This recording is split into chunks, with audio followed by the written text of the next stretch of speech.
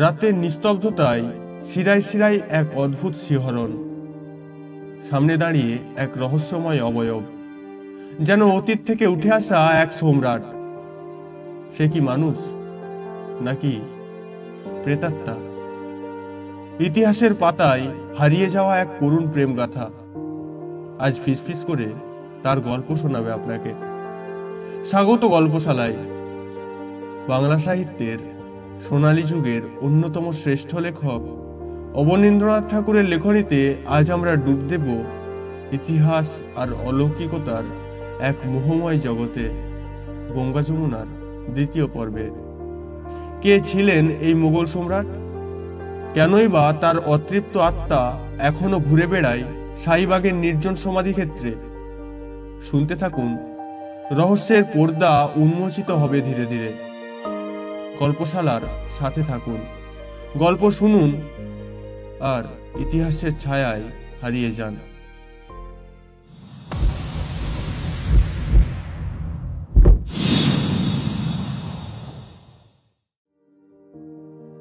আমার শিরায় শিরায় বিদ্যুৎ ছুটিয়া গেল। চিৎকার করিবার শক্তি ছিল না, কণ্ঠরোধ হইয়া গিয়াছিল। যন্ত্রচালিতের মতো আমি ফিরিয়া দাঁড়াইলাম। মাথার ভিতরটা ঝাঁঝা করিতেছিল, চোখে ভালো দেখিতে পাইতেছিলাম না। সম্মুখে দেখিলাম অস্পষ্ট ছায়ার মতো মোগলাই পাপড়ি এবং জামাজোড়া পরনে এক পুরুষ মূর্তি। সে ধরনের কাপড় এবং শিরস্ত্রাণ এখন চলিত নাই, কিন্তু তবু লোকটি যেন চেনা চেনা বোধ হইল। তাহার শ্বশ্রুহীন মুখে এমন একটা কমনীয়তা ও রাজভাব বিদ্যমান ছিল যে তাহাকে দেখিয়াই আমি বুঝিলাম ইনি কোনো বড় লোক হইবেন। পশ্চিমে অনেকদিন থাকিয়া আমার মুসলমানি আদব কায়দা ও উর্দু ভাষাটাই বিলক্ষণ দখল জন্মিয়াছিল। আমি লোকটিকে রীতিমতো সেলাম ও সম্ভাষণ করিয়া খাতাখানির জন্য হাত বাড়াইলাম। লোকটি একটু হাসিয়া বলিলেন, খাতাতে কি লিখিয়াছেন পড়িয়া শুনাইতে আপত্তি আছে কি? রাত্রি এখনো অনেক আছে, খাতা শুনাইতে আমার আপত্তি দূরে থাক, শুনাইবার লোক পাইলে বাঁচি। তবু ভদ্রতার খাতিরে বলিলাম, যদি আপনার বিরক্তি না হয় তবে আসুন। এই বলিয়া লোকটি আমাকে লইয়া সেই সমাধিগৃহের পূর্ব দিকের এক অংশে প্রকাণ্ড একখানা শ্বেত পাথরের চৌকির উপরে গিয়া বসিলেন। ধরিয়া ধরিয়া লেখা শুনাইয়া অনেক মানবাত্মাকে আমি নির্ভয়ে যন্ত্রণা দিয়াছি। এবার প্রেতাত্মার সঙ্গে আলাপটা এই সূত্রে কিরূপে জমিবে সেটি একটা ভাবনার বিষয়। তাহা হোক, গল্প শুরু করিয়া দিলাম এবং যত শীঘ্র পারা যায় 3টা পরিচ্ছেদ শেষ করিলাম। গল্পের পরিশিষ্টটাও শুনাইয়া দিবার ইচ্ছা ছিল, কিন্তু শ্রোতার মুখে উৎসাহের লক্ষণ বড় একটা দেখা গেল না। সুতরাং খাতা বন্ধ করিয়া জিজ্ঞাসা করিলাম, গল্পটা আপনার কেমন লাগিল? উত্তর হইল, মন্দ নয়, কিন্তু শাহীবাগের ইতিহাসটা আপনি যেরূপ দিয়াছেন, সত্য ইতিহাসটা তাহা অপেক্ষা আরো হৃদয় বিদারক। এবং আমি সেই বিয়োগান্ত নাটকের প্রধান অভিনেতা ছিলাম। তবে বলি শুনুন। দিল্লির রাজতত্ত্বের ঠিক নিচেই আমার আসন ছিল। হিন্দুস্থানের বাদশাহী একদিন আমাকেই করিতে হইবে এ কল্পনাও সময়ে সময়ে করিতাম। বাদশাহী প্রথমত এক হিন্দু রাজকুমারীর সহিত আমার প্রথমে বিবাহ হয়। আমি 21 বৎসরে 6000 শাসনকর্তার পদ ও হিন্দু বেগমকে লইয়া বাংলাদেশ গেলাম। সেইখানে আমাদের নব অনুরাগের মাঝখানে গোপন বিচ্ছেদের প্রথম সঞ্চার। যে মোগল কুমারী আমাদের দুই হৃদয়ের মাঝে আসিয়া দাঁড়াইল, তাহার রূপের সীমা ছিল না। আর যে রাজসুতাকে আমি আল্লাহর নাম লইয়া বরণ করিয়াছিলাম, তাহার গুণের স্মৃতি প্রেতলোক হইতে আজও আমায় আকর্ষণ করিয়া আনে।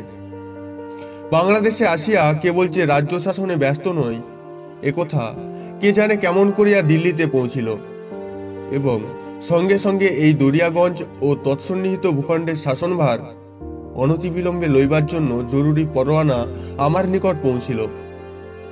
আমি বাধ্য হইয়া বাংলাদেশের বসন্তলীলা অসময়ে এবং অতি অশোভন রূপে অসমাপ্ত রাখিয়া সপরিবারে এই নিম গাছের দেশে চলিয়া আসিলাম। মনটা আমার যে নিমের মতনই তিক্ত হইয়া গিয়াছিল, সেটা অধীনস্থ সকলে কিছুদিন ধরিয়া বেশ অনুভব করিতে থাকিল। ভাবিয়াছিলাম শাসন কার্যে আমার অতি মনোযোগ শীঘ্রই দিল্লি দরবারের দৃষ্টি আকর্ষণ করিবে এবং অচিরে পুনরায় আমাকে বাংলাদেশে নির্বাসনে যাইতে হইবে। কিন্তু যে রূপটা চাহিয়াছিলাম সে রূপটা ঘটিল না। স্থান বদলের তাগিদ না আসিয়া উল্টিয়া বরং দরিয়াগঞ্জে নৌসেতুটা ভালো করিয়া বাঁধিয়া গঙ্গা যমুনার সংযোগস্থলে প্রাচীন কেল্লাটাকে সুদৃঢ় ও নিজের বাসোপযোগী করিয়া লইবার জন্য 3 গাড়ি মোহর আসিয়া হাজির হইল। আমি বেশ বুঝিলাম দিল্লি হইতে আমার জন্য সোনার শৃঙ্খল আসিল এবং আমার নিজের কারাগার নিজেই প্রস্তুত করিয়া লইতে হইবে। বাংলাদেশ ছাড়া দূরদমনীয় শাহজাদাদিগের জন্য অন্য স্থানও ছিল, সেটা আমি বেশ জানিতাম। সুতরাং সেই 3 গাড়ি মোহরের জন্য দিল্লিতে একটা বিশেষ রকম ধন্যবাদ প্রেরণ করিয়া যতটা সম্ভব প্রফুল্ল চিত্তে কাজে লাগিয়া গেলাম। হিন্দু বেগমের অনুরোধে যমুনার তীরে একটা হিন্দুর দেব মন্দির ঘিরিয়া আমি কেল্লা ও আমার মণিমাণিককে বিচিত্র অপূর্ব প্রাসাদ গাঁথিয়া তুলিলাম। সেখানে সেই গঙ্গা যমুনার চিরমিলনের তীরে আমার বিবাহিত জীবনের দ্বিতীয় অঙ্কটা আরম্ভ করিলাম এবং সেটা যে চোখের জলে চিরবিরহের করুণ ক্রন্দনের মাঝখানে শেষ করিয়াছিলাম তার সাক্ষী এই কবর 3টি। তারপর আমি ওই দক্ষিণ দিকের কবরটায় আমার হিন্দু বেগমকে ও বাম দিকে ছোট গম্বুজটার নিচে আমাদের 4 বৎসরের স্নেহের ধনকে ফেলিয়া রাখিয়া দিল্লির রাজতখ্তে গিয়া বসিলাম। সেখানে ঐশ্বর্যের নেশা, রূপের লালসা কোনোটাই অতৃপ্ত রহিল না। যাহার জন্য বাংলাদেশে নির্বাসন কামনা করিয়াছিলাম, সেই মোগল কন্যাকে একদিন সুতীক্ষ্ণ ছুরির বিদ্যুদ্দাম কোরালো রুধির বর্ষার অভিসার রজনীতে হিন্দুস্থানের অধীশ্বরী রূপে বাদশাহী তক্তে আমার পাশে আনিয়া বসাইলাম। তারপরে অভাবনীয় ভোগ এবং পিতৃদ্রোহী ভাতৃহন্তা সন্তানগণের হাতে মর্মান্তিক শোক ও যন্ত্রণার মাঝে আমার 3য় অঙ্কটা হঠাৎ একদিন শেষ করিলাম। এই যে মাঝের কবরটা দেখিতেছ, এটা আমি নিজের জন্য প্রস্তুত করিয়াছিলাম, কিন্তু কে জানে কেন তাহারা আমাকে এখানে আনিল না। লাহোরের আনারবাগে আমায় নিয়ে সেই রূপবতী মোগল কুমারীর পাশে রাখিয়াছে, আর আমার প্রেতাত্মা এই শাহীবাগের শূন্য কবরটায় স্থান লাভ করিবার জন্য ঘুরিয়া বেড়াইতেছে।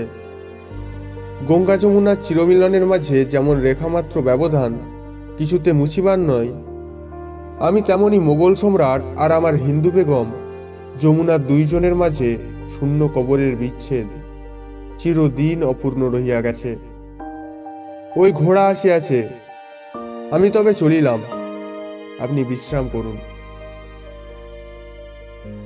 আমি কি একটা বলিতে যাইতেছিলাম, হঠাৎ বিজাতীয় ভাষায় ওয়েল গুড মর্নিং শুনিয়া চমকিয়া দেখিলাম ঘোড়ায় চড়িবার সাজ পরিয়া দরিয়াগঞ্জের ডাক্তার সাহেব।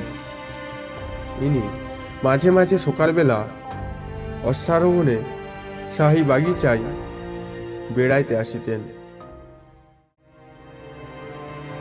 একজন সম্রাট, 2 ভালোবাসা আর এক চিরন্তন বিচ্ছেদ ইতিহাসের গঙ্গা যমুনার মতোই। তারা একসঙ্গে থেকেও চিরকাল আলাদা রয়ে গেল। এই ছিল আজকের গল্প। কেমন লাগলো? গল্পশালার সঙ্গে থাকুন আরও চমকপ্রদ, রহস্যময় আর হৃদয় ছোঁয়া বাংলা অডিও গল্প শোনার জন্য। নতুন গল্পের অপেক্ষায় শোনার জগতে আবার দেখা হবে। গল্প শুনুন আর কল্পনার রাজ্যে হারিয়ে যান শুধুমাত্র গল্পশালায়।